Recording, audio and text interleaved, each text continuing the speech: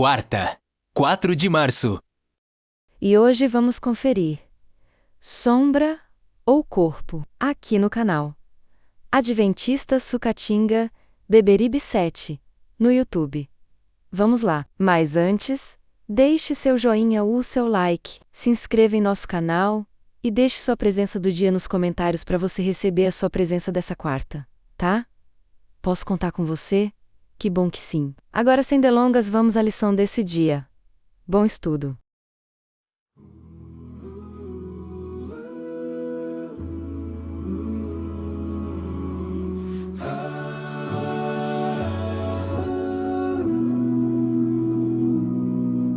Portanto, que ninguém julgue vocês por causa de comida e bebida, o dia de festa ou lua nova, os sábados. Porque tudo isso tem sido sombra das coisas que haviam de vir. Porém, o corpo é de Cristo. Colossenses 2:16 e 17.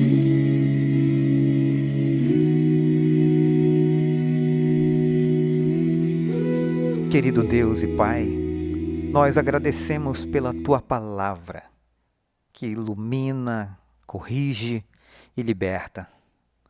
Obrigado por cada pessoa conectada agora. Pai, te pedimos que olhes para os pedidos deixados nos comentários, olha para as lutas silenciosas e responde, Senhor, as perguntas sinceras do coração.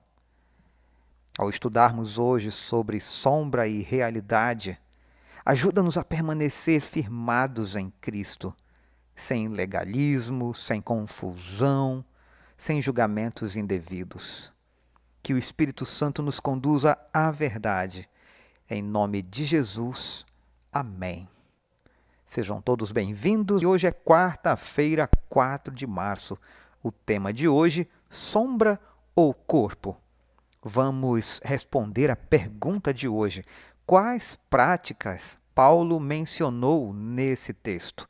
O texto é Colossenses capítulo 2, versículos 16 ao 19.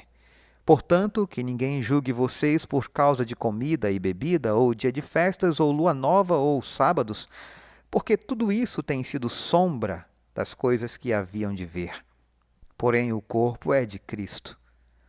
Não deixem que ninguém se faça de árbitro para desqualificar vocês com pretexto de humildade e culto de anjos, baseando-se em visões, estando cheios de orgulho, sem motivo algum, na sua mente carnal, e não retendo a cabeça, a partir da qual todo o corpo, suprido e bem vinculado por suas juntas e ligamentos, cresce o crescimento que vem de Deus. Até hoje, estudiosos cristãos debatem sobre quais foram exatamente as questões abordadas por Paulo nessa passagem. No entanto, a carta traz informações suficientes para mostrar que havia uma influência provocando divisões em uma igreja formada predominantemente por gentios. Colossenses 2, verso 13. Tentavam impor práticas que não eram necessárias. Aqui Paulo enfrenta um problema clássico: misturar o evangelho com exigências que Cristo nunca colocou. A igreja de Colossos era majoritariamente gentílica. O problema não era pecado explícito, mas pressão religiosa desnecessária. Sempre que alguém tenta completar o que Cristo já completou, o resultado é divisão, não santidade. Colossenses 2,16 menciona práticas judaicas que aparentemente continuavam sendo observadas por judeus convertidos ao cristianismo. Os elementos de Colossenses 2,18 se encaixam nesse contexto. Jesus criticou a suposta humildade dos líderes. Os manuscritos do Mar Morto revelam que os anjos desempenhavam um papel importante no entendimento de adoração de alguns grupos judaicos. Irmãos, percebam, Não era apenas comida ou dias, mas um pacote inteiro de espiritualidade alternativa. Humildade aparente, culto aos anjos, práticas místicas, tudo isso parece espiritual, sabor espiritual, mas desvia o foco de Cristo. Paulo está dizendo, em outras palavras, se Cristo está no centro, ninguém precisa de intermediários espirituais.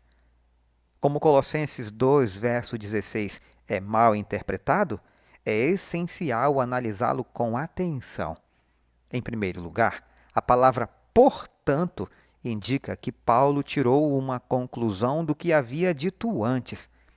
Nos versos anteriores, ele rejeitou a necessidade da circuncisão literal, destacando que o mais importante é a transformação do coração.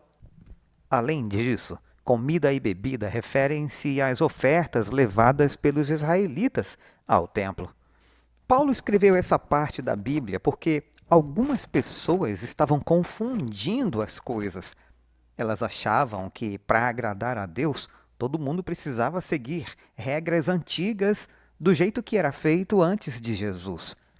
Quando Paulo começa dizendo, portanto, é como se ele dissesse, agora preste atenção, porque vou explicar algo importante baseado no que eu já falei. Antes disso, Paulo explicou que o mais importante não é o que a gente faz por fora, como cortar o corpo ou seguir rituais, mas o que acontece dentro do coração. Jesus é quem muda a gente por dentro. Quando Paulo fala de comida e bebida, ele não está falando do que as pessoas comem no café da manhã ou no almoço. Ele está falando de ofertas especiais que o povo levava ao templo antigamente para adorar a Deus. Essas ofertas eram como sinais que apontavam para Jesus. Depois que Jesus veio, morreu e ressuscitou, esses sinais já cumpriram sua missão. Por isso, Paulo diz que ninguém deve brigar ou julgar os outros por causa dessas regras antigas, porque agora o que vale mesmo é estar com Jesus e ter o coração transformado. Em outras palavras, Deus não quer só regras, Ele quer o nosso coração. Por fim, a expressão dia de festa, ou lua nova, ou sábados, parece remeter a Oséias 2, verso 11, onde a mesma sequência de dias cerimoniais é mencionada, incluindo os sábados cerimoniais. Aqui mora o erro mais comum: misturar o sábado moral com os sábados cerimoniais. A sequência festa, lua nova e sábados é técnica, bíblica, litúrgica. Ela se refere ao sistema cerimonial, não ao sábado da criação. Para entender esse verso, é fundamental observar a explicação do próprio Paulo. Essas práticas eram sombra das coisas que haviam de vir, porém o corpo é de Cristo. Esses dias cerimoniais, assim como os sacrifícios, apontavam para a obra de Cristo. Sombra não é erro, é provisória. Quando o corpo chega, ninguém continua abraçando a sombra. Os rituais cumpriram sua função em Cristo. Insistir neles como requisito hoje é desconhecer a cruz. O sábado, por outro lado, foi instituído no Éden, antes do pecado, muito antes que os sacrifícios cerimoniais fossem adotados. Portanto, ele não era uma sombra destinada a desaparecer após a cruz. Aqui o argumento é simples e devastador. O que nasce no Éden não morre no Calvário. O sábado não aponta para a cruz, ele aponta para a criação, para a redenção e para a restauração. Estudos recentes demonstram que a melhor tradução do verso 16 é a seguinte: ninguém, pois, vos julgue pelo comer ou pelo beber, ou por qualquer outra parte de um festival, ou lua nova, ou sábado. Eram essas celebrações culticas que eram sombras das coisas futuras, não necessariamente os dias em si. Ou seja, o problema nunca foi o dia, mas o sistema cerimonial atrelado a ele. Paulo não está abolindo princípios, está libertando consciências. Embora Colossenses não aborde a observância do sábado, como podemos aplicar a orientação de Paulo de não julgar os outros? É a pergunta para nossa reflexão. Irmãos, o fato é que Paulo não estava falando diretamente sobre guardar ou não o sábado. O que ele estava ensinando é como devemos tratar as outras pessoas na fé. Isso quer dizer que podemos acreditar firmemente no que a Bíblia ensina, mas não usar isso para apontar o dedo ou julgar os outros. Ter fé não é competir para ver quem é mais correto. Paulo nos lembra de 3 coisas importantes. Primeiro, ter convicção sem ser arrogante. Nós podemos fazer o que acreditamos ser certo sem achar que somos melhores do que os outros. Segundo, não transformar regras em armas. Regras existem para ajudar, não para machucar. Quando usamos regras para criticar os outros, esquecemos do amor de Jesus. E terceiro, lembrar que Jesus é o mais importante. Não somos nós que decidimos quem é bom ou ruim na fé. Quem muda as pessoas é Jesus. Então a lição de Paulo é simples. Siga o que a Bíblia ensina, respeite as pessoas e deixe Jesus cuidar do coração de cada um.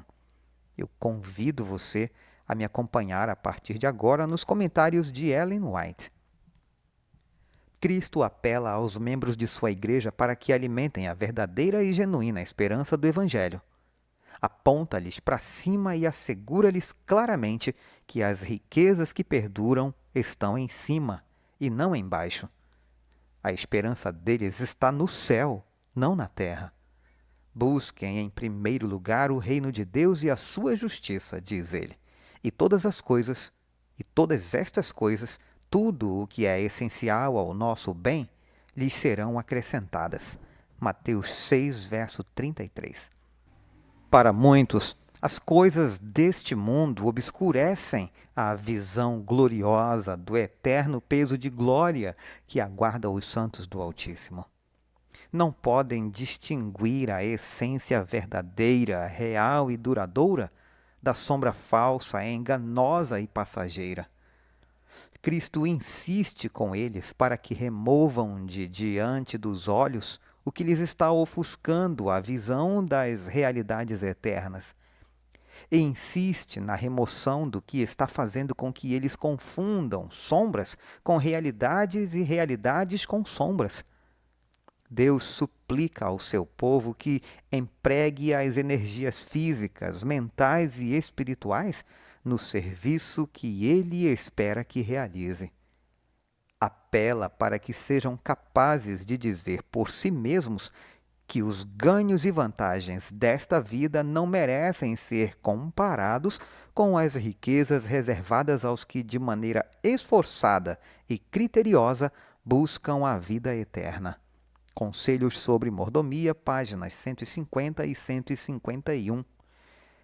Abriu-se então o santuário de Deus que se acha no céu, e foi vista a arca da aliança no seu santuário.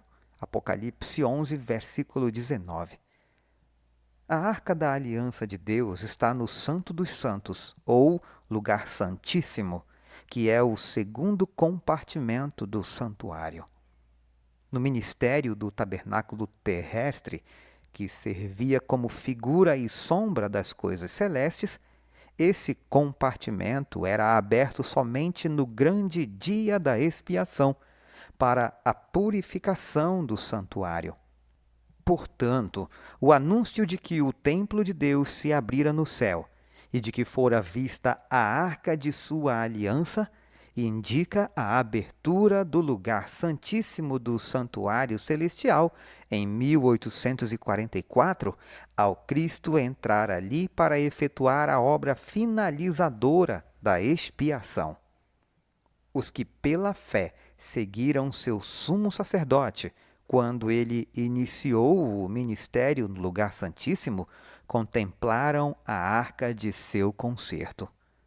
Como haviam estudado o assunto do santuário, compreenderam a mudança realizada no ministério do Salvador e viram que agora ele oficiava diante da arca de Deus, pleiteando com seu sangue em favor dos pecadores.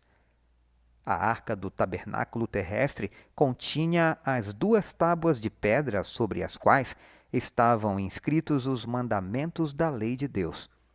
A arca apenas servia para guardar as tábuas da lei, e a presença desses preceitos divinos é que lhe dava valor e santidade.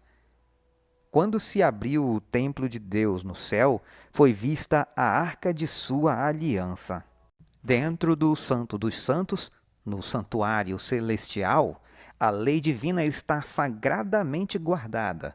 A lei que foi pronunciada pelo próprio Deus em meio aos trovões do Sinai e escrita por seu próprio dedo nas tábuas de pedra. O Grande Conflito, página 365. Hoje nós aprendemos que Cristo não é um complemento da fé. Ele é o centro, o corpo, a realidade. Quem vive nele não vive à sombra do medo, da culpa ou do julgamento. Curta este vídeo, compartilhe, se inscreva, ative as notificações. Amanhã seguimos juntos. Deus te abençoe. Um forte abraço, fiquemos todos com Jesus. Portanto, que ninguém julgue vocês por causa de comida e bebida, o dia de festa ou lua nova, os sábados. Porque tudo isso tem sido sombra das coisas que haviam de vir. Porém, o corpo é de Cristo. Colossenses 2:16 e 17.